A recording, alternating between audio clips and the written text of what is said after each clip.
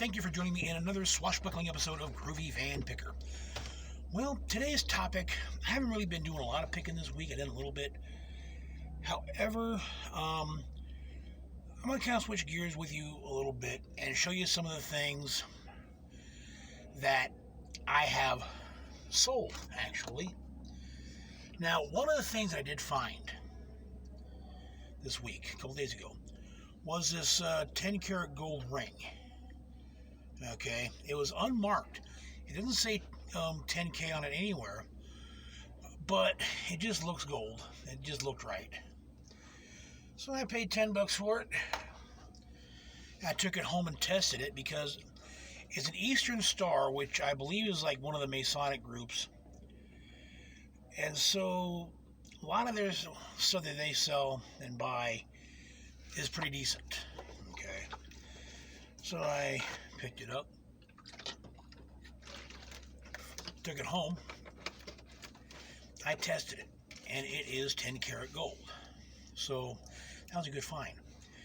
Now, I've been doing more selling because I am fixing to go on vacation, okay? And right now I have about 30 things up on eBay, and I've sold about 8 things so far. And I have 3 things up right now that have bids on them. So I'm going to kind of show you what I have on there right now. Okay.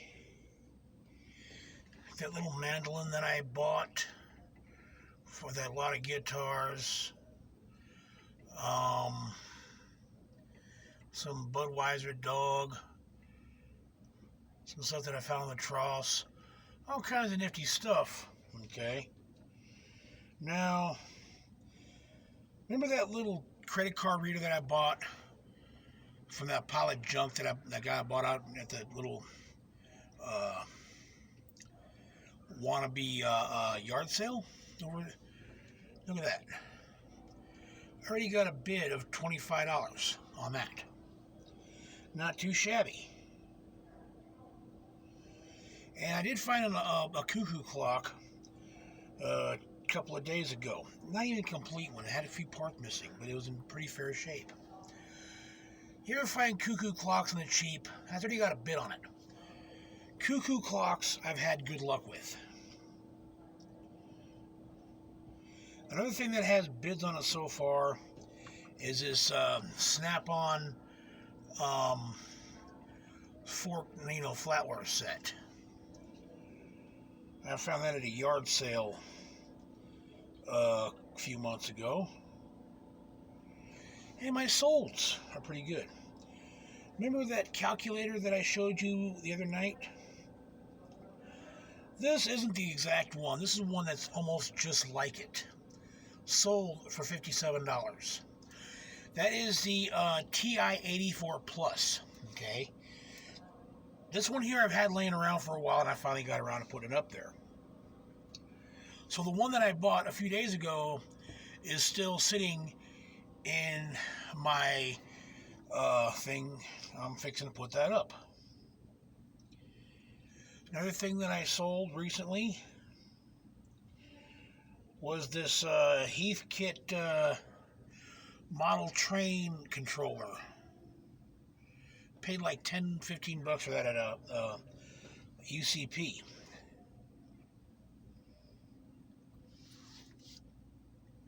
Here's a surprise too. Blank cassette tapes.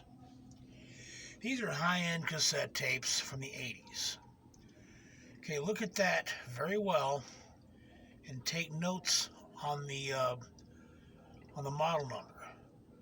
And take notes how much I sold that for. It was a 10-pack. Yeah, the comps on this, I found this at the Goodwill troughs a few months ago. And I looked at it, blank cassettes, sometimes they sell. Yeah, comps are crazy on this one.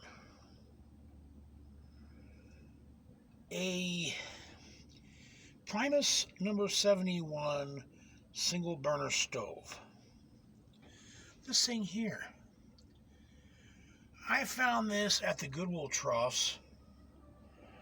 That's what it looked like. Okay. people just kind of shoved it aside. Had wanted nothing to do with it. I picked it up, looked at it, kind of interesting. You know, it was interesting, either maybe even a little, table filler. But I got $40 out of it. Thing cost me maybe less than $1. Here's something you got to look out for too.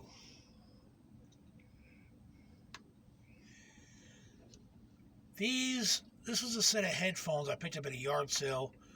I bought a whole bunch of stuff for like $5. Look at the model number, take notes. $40. Yeah, comps on those are crazy. And one other thing that I found in Chico at Pick and Pull. This is that little hinge that goes on top of the side van door that kind of holds it on. The 10.5-inch one, okay? Chevy between 1971 and 1995, when they had the sliding doors, they had two sides, that little 6-inch one, the 10.5-inch one. This one here, you might have seen it in an earlier show where I showed you where that was and what it did. Hold your door out a little bit, so if you have mag wheels or running boards, it'll clear that. I paid like $15 for that thing at Pick and Pull, and I got around to putting it up there. Got a $100 bill out of it. Not too shabby.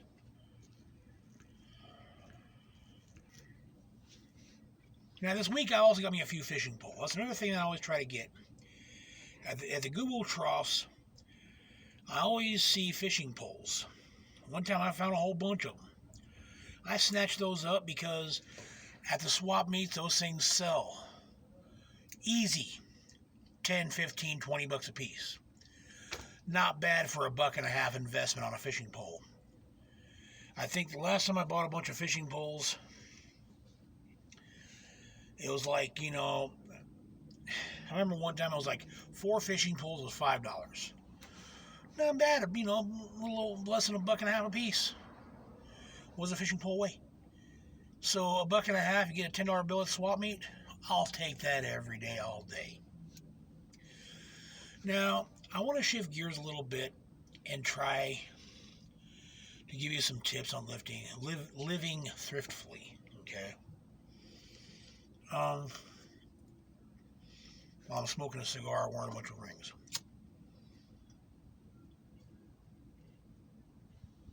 But the good news is, none of my rings cost me more than $40 anyway. Even my gold one, right there, free. Found it at work like 20 years ago. But the thing is, like a lot of people are conditioned to think that they need new things. They need the latest and the greatest. People are conditioned into thinking that they need a new car after 4 years, even though their car runs fine, or right after your last payment, you got to run out and buy a new one. Why? Your old car is running fine. Now, if you're like me, you drive ancient cars. I prefer them. I can fix them. Now, one of the things about that is older cars are easier to fix. You don't have to take to a shop, to a mechanic, which will also put you in the poorhouse. My old 69 Ford van, I burned a valve in it. So what did I do? Took it apart, put a new valve in it. The valve set me back a whopping, $15 at Summit. Okay. Now, I also had to buy, valve lapping tools and compound and a new headset, and then put a whole, new radiator fluid and stuff in my radiator and stuff. So it set me back about $200. If I were to have a shop do that, it would cost me more than all my vehicles combined. So that's when I say you want to try to live thriftfully and work on your own vehicles. If you're able to do it, do it. Don't pay $50 for an oil change when you can get oil and stuff yourself for 20 bucks and change it. Okay.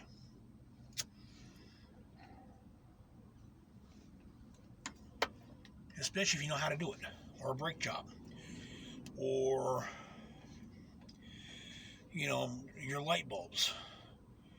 There are people who take their car to a shop just to change light bulbs. Come on, I mean, and that's fine if you got a lot of money, but if you don't, and yeah, I know new cars have a warranty, whoop-de-la-de-da. But you know that anything on that car that breaks is not going to be covered under the warranty. Oh yeah, well, your warranty covers everything except that thing. Yeah. And they always work around the warranty too. So if something on your vehicle breaks, they're going to try to work around it and say, no, it's something else that's not under warranty. Even if the thing under warranty is sitting there in 10 pieces, they're going to say, well, that's not your problem. They'll pull that on you. You know, and they're going to try to milk it for anything they can get out of it, because they don't want to send the paperwork to the warranty people. No, they want your money. Happened to a friend of mine. He had some problems with his power steering or something. Now, the rack and pinion part was under warranty, but all the other parts around it was not. So he took it down to have them fix it, and they fixed everything that was not under warranty, and stuck a bill up his ass, a big one. But they worked around the problem. They never fixed the problem. Then he finally said, no, this is the problem. Look into it. Fix it now. And finally, they said, oh yeah, that was a problem all along, which was under warranty. But they wanted to replace everything else and sock it to him good. So he swore he'd never buy a new car again after that, which I had told him 20 years ago not to do that. Not to ever buy a new car. But he wanted it. He's entitled. And that's the thing is, one of the things you have to learn how to do, though, is learn how to say no. Okay? No matter what you buy. Like me, I don't have cable. Because anything I care to watch, I'll go to my friend's house and binge watch it. Okay, which is like, three shows. And so, I like to watch classic TV. So, I have, a regular on-air TV. But I have no use for cable. There's not a whole lot I'd watch. And I remember, that's the thing you got to watch out for, even if you do want cable. Let's say you want the basic package, You want to watch just, a few extra channels, TBS and American Pickers and whatnot. Okay? You have to learn how to say no, because they're going to try to push this on you big time. Well, don't you want the sports package and this and that and this? No. What if it's 6 months free or 6 weeks, whatever, free? Still tell them no. Because what's supposed to happen is, after that first 6 months, you got to jump through a bunch of hoops, and it's just about impossible to cancel it. Okay? And so, from the get-go, if it's something you don't want, you tell them no. I don't care if they are going to pay me $20 a month for this crap. I don't want it. You got to watch out for this for magazine subscriptions, cable. Even if you order something on the phone or by mail order, like one of those as seen on TV things, they're going to try to push more junk on you. And if you tell them no, are you sure? I'm positive. I do not want it. If you gave it to me, I would smash it with a hammer.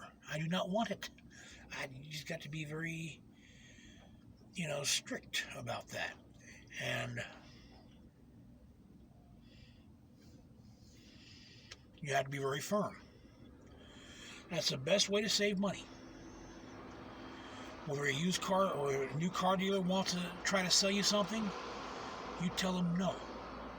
Remember the word. No. No. No. 9. Niet. Hindit. Negative. Okay? Ask him, what part of no don't you understand? Because it will be pushy.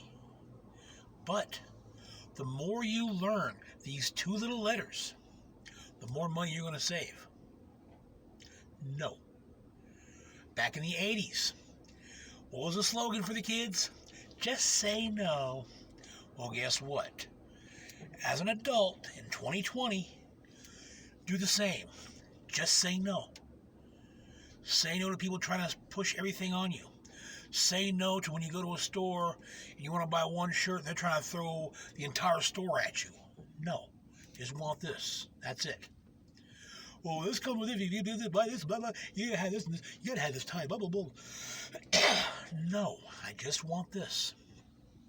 And I'm guilty of it too when I sold the swap meet. You know, they could practically buy my whole roof out. I got some more stuff back here. Why? I want to make more money. But, you know, learn how to say no. Except for my swap meet booth. Just kidding. But that goes for the salesman that comes to you knocking on your door.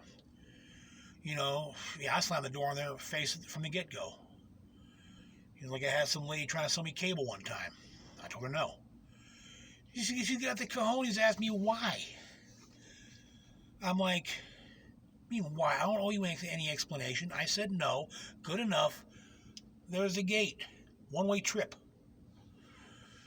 Okay, that's what I did.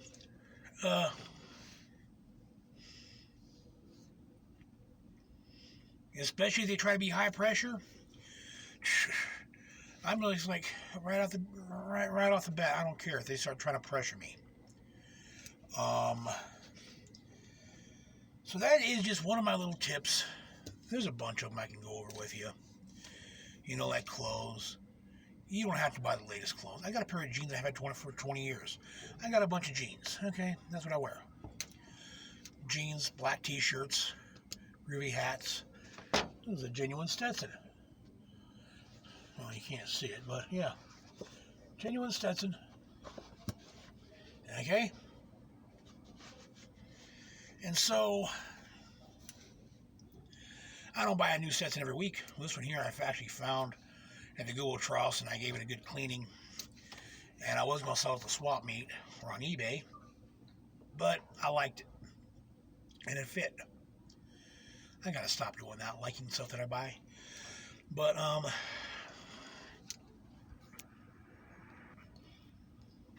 yeah. So, that's just a couple little tips to try to save money, especially if you're going to be using swap meets and eBay as your main source of income at any time. You want to be as much out of debt as possible. Now, you're going to have things you got to have. I mean, you might need a phone. If you're going to be van dwelling, you're going to have insurance and registration, all that kind of good stuff. Gas. But you need to try to resist the temptation of the upsellers. Except me. You know, if you go on there for oil change and they want to try to sell you an entire new front end, okay, get a second opinion. But just say, no, I will look into this and we'll see about it. But no, I'm not, you know, if you go to a place, that's all you want, that's all you should have to get. Like I said, everybody does it. You go to Booger Fling, you mark my words, no matter what you get, they're going to say, would you like fries with that? You know, you order a fry, a medium fry, how about a large? They always try to upsell. Everybody does it. So if you learn how to resist that upselling, and learn how to say no, repeat after me. No. I can't hear you. No. Right. Practice that word. And the more you practice it, the more money you're going to save. Now, if your old lady asks you to buy her something, you know, you can, yes, dear. But other than that, yeah, just remember the old slogan from the 80s, people. Just say no.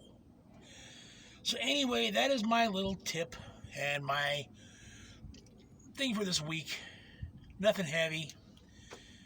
So that's what I got for today's show. And if you don't like it, there's not a whole lot to dislike. So, all right then. As my old friend would say, onward and upward. Late.